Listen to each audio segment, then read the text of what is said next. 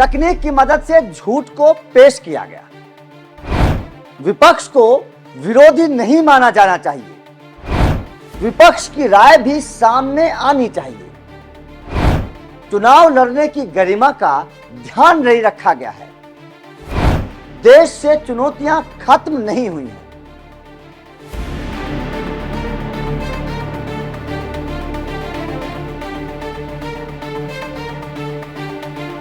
संघ प्रमुख मोहन भागवत ने नागपुर से जब यह बात कही तो बवाल खड़ा हो गया। संघ और बीजेपी के बीच जिन तलखियों की बात की जा रही थी, इस बयान के बाद वो खुलकर सामने आ गई। जिस संघ के दम पर बीजेपी देश में 2 से पूर्ण बहुमत तक पहुंची, जिस संघ को बीजेपी की ताकत के तौर पर देखा जाता है, जिस संघ के कार्यकर्ता बीजेपी को वोट दिलाने के लिए गांव-गांव, गली-गली घूमते हैं, अगर उस संघ के प्रमुख के मुंह से बयान आए तो जाहिर तौर पर सवाल तो खड़ा होगा ही। लेकिन अब सवाल खड़ा होता है कि आखिर मोहन भागवत को यह बयान क्यों देना पड़ा। जो मोहन भागवत बीजेपी के साथ खड़े होते थे, वो बीजेपी की सरकार पर अचानक सवाल क्यों खड़े करने लगे। आखिर मोहन भागवत के सामने ऐसी कौन सी मुसीबत आ गई जिसके बाद उन्हें खुले तौर पर इस तरह का बयान देने पर मजबूर होना पड़ा। तो मोहन भागवत के इस बयान के पीछे की हकीकत को जानने से पहले मोहन भागवत के इस बयान को देख लीजिए, जिसने बवाल मचा दिया है। अब 1 साल से मणिपुर शांति की राह देख रहा है। उसके पहले 10 साल शांत रहा। पुराना गन कल्चर समाप्त तो हो गया ऐसा लगा, और अचानक जो कलह वहां पर उपज गया या उपजाया गया, उसकी आग में अभी तक जल रहा है, त्राही त्राही कर रहा है। कौन उस पर ध्यान देगा? प्राथमिकता देके उसका विचार करना ये कर्तव्य है। मोहन भागवत के इस बयान के बाद कुछ सवाल खड़े हो रहे हैं। सवाल नंबर 1, 2014 और 2019 के लोकसभा चुनाव में बीजेपी के साथ कंधे से कंधा मिलाकर चलने वाले संघ ने 2024 के चुनाव में कोई भागीदारी क्यों नहीं निभाई। इस बार के चुनाव से पहले ना तो मोहन भागवत का कोई बयान आया और ना ही इस बार के चुनाव में संघ के कार्यकर्ता एक्टिव नजर आए। ये आखिर क्यों हुआ? इस बार संघ की तरफ से बीजेपी की सरकार बनने की हैट्रिक से लेकर मोदी को तीसरी बार पीएम बनने को लेकर ना तो कोई ट्वीट किया गया और ना ही कोई रिएक्शन सामने आया। इस मामले में संघ आखिर पीछे कैसे रह गया? अब अगर बीजेपी की ताकत समझे जाने वाले संघ की तरफ से बीजेपी को लेकर कोई प्रतिक्रिया ना आए तो सवाल तो जाहिर तौर पर खड़े होंगे ही। अब सवाल ये खड़ा होता है कि आखिर ये सब कुछ कैसे हुआ। संघ और बीजेपी के बीच आखिर कौन सी तलखियां हैं, और सबसे बड़ा सवाल ये है कि क्या संघ से टकराकर बीजेपी कामयाब हो पाएगी, क्योंकि साफ तौर पर बयान दिए जा रहे हैं। तो चलिए अब ये समझ लेना जरूरी है।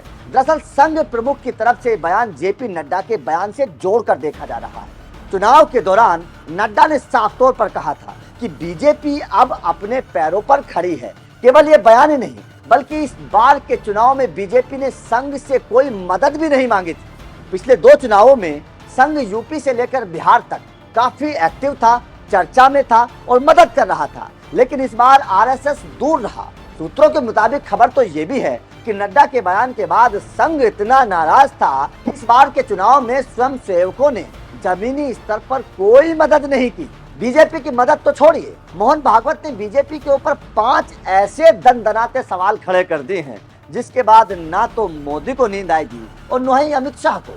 सवाल नंबर 1, मोहन भागवत ने कहा था कि 10 साल पहले मणिपुर में शांति थी, लेकिन राज्य में अचानक से हिंसा बढ़ गई है। मणिपुर की स्थिति पर प्राथमिकता के साथ विचार करना चाहिए। सवाल नंबर 2, भागवत ने कहा कि चुनावी बयानबाजी से ऊपर उठकर राष्ट्र के सामने मौजूद समस्याओं पर ध्यान देने की जरूरत है। सवाल नंबर 3, मोहन भागवत ने कहा कि तकनीक की मदद से झूठ को पेश किया गया है, ऐसे देश कैसे चलेगा। सवाल नंबर 4, भागवत ने कहा कि विपक्ष को विरोधी नहीं माना जाना चाहिए। बहुत बड़ा बयान है।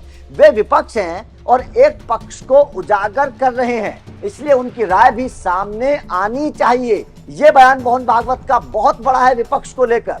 सवाल नंबर 5, भागवत ने कहा कि चुनाव लड़ने की एक गरिमा होती है, उस गरिमा का ख्याल नहीं रखा गया है। अब कौन सी गरिमा को तोड़ा गया है, क्या गलत काम किया गया है, ये बात आप समझ सकते हैं। भागवत ने आगे कहा कि ऐसा करना जरूरी है क्योंकि हमारे देश के सामने चुनौतियां खत्म नहीं हुई। पिछले 10 सालों में बहुत सारी सकारात्मक चीजें हुई हैं, लेकिन इसका मतलब ये कतई नहीं है कि हम चुनौतियों से मुक्त हो गए हैं। अब यहां पर सवाल ये खड़ा होता है कि ऐसी कौन सी मजबूरी आ गई कि भागवत को इस तरीके का बयान देना पड़ गया, अपने ही बीजेपी के सामने तल्ख लहजे में आना पड़ गया, अपनी ही बीजेपी पर सवाल खड़े करने पड़ गए। खैर, भागवत के इस बयान से ये तो साफ है कि बीजेपी और संघ के बीच सब कुछ ठीक नहीं है। पर्दे के पीछे कुछ न कुछ खिचड़ी जरूर पक रही है। लेकिन अब सवाल ये खड़ा होता है कि क्या संघ से टकराकर बीजेपी कामयाब हो पाएगी? तो उसका जवाब इस चुनाव में साफ तौर पर दिख गया था। जिस यूपी में बीजेपी को सबसे मजबूत माना जाता था, जिस बीजेपी की यूपी में बहुत मजबूत पकड़ थी, संघ की मजबूत पकड़ थी, उसी यूपी ने बीजेपी को सबसे बड़ा झटका दे दिया। हालात तो तब और भी ज्यादा खराब नजर आए जब बीजेपी अयोध्या की सीट भी हार गई।